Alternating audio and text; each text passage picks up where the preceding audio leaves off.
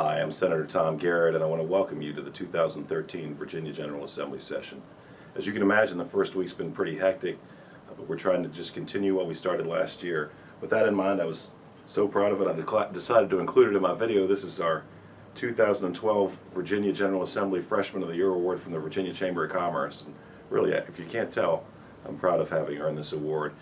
What got us this award, and what I hope to continue as we go into this General Assembly session, I think was the pursuit of good government that serves the people. And so that's sort of a message from the time that we began our campaign, consistent throughout our career. The government serves the people, not the other way around. With that in mind, I want to talk about a number of bills that we're carrying this year. Senate Bill 791 is a bill that's very similar to a bill that I had last year. And when that bill failed, I essentially said that as long as I was alive and had a seat in this building, I would continue to carry this bill until it passed. What the bill says is that the Inspector General of Virginia will review and audit each one of the 126 agencies of Virginia government periodically to ensure the good stewardship and use of the funds of the Virginia taxpayer and citizen.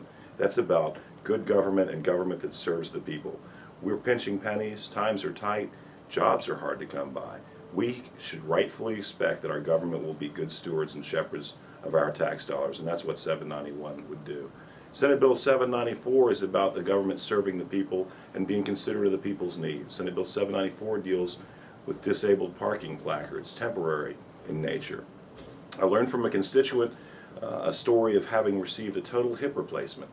And this individual obviously was not able to walk as well as they had prior to the event for some period of time after the total hip replacement. But the policies of the government said that you needed a note from your doctor after the event occurred that you could then go to VDOT with and stand in line and then receive your placard.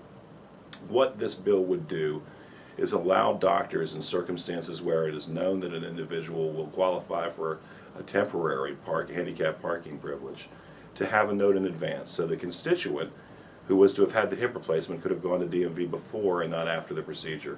And again, this is about government serving the needs of the people and not inconveniencing them when there are better ways to do business.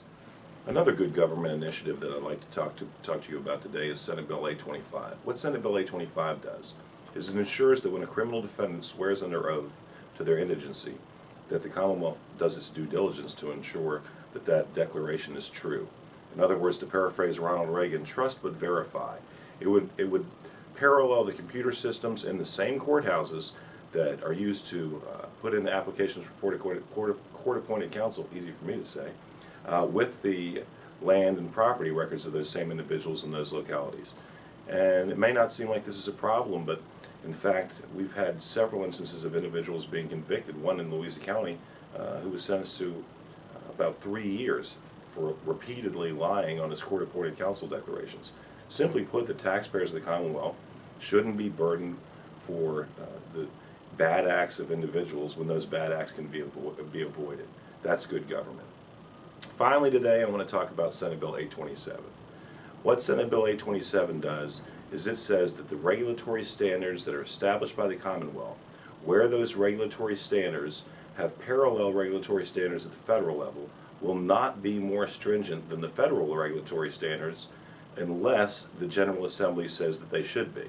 And what this does is it saves property owners and business owners and people throughout the Commonwealth of Virginia from having to go through a spider web of regulatory standards at the federal, state, and local level that mean oftentimes that what you're told to do by the EPA is in violation of what you're told to do by the DCR or the DEQ.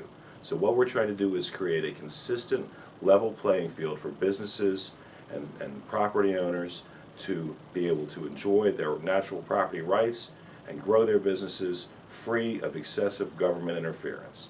And so that is it. We're trying to maintain a standard in this office of good government and championing the citizens of the 22nd District. I've enjoyed this first opportunity to speak with you. Hope I get past this flu thing and look forward to talking to you all again next week. As always, I welcome you and invite you to come down and visit, or call, or write, or email. Let us know your concerns or any legislation that you're interested in, and we'll do the best we can to get back to you promptly and address those concerns and ideas. Thank you.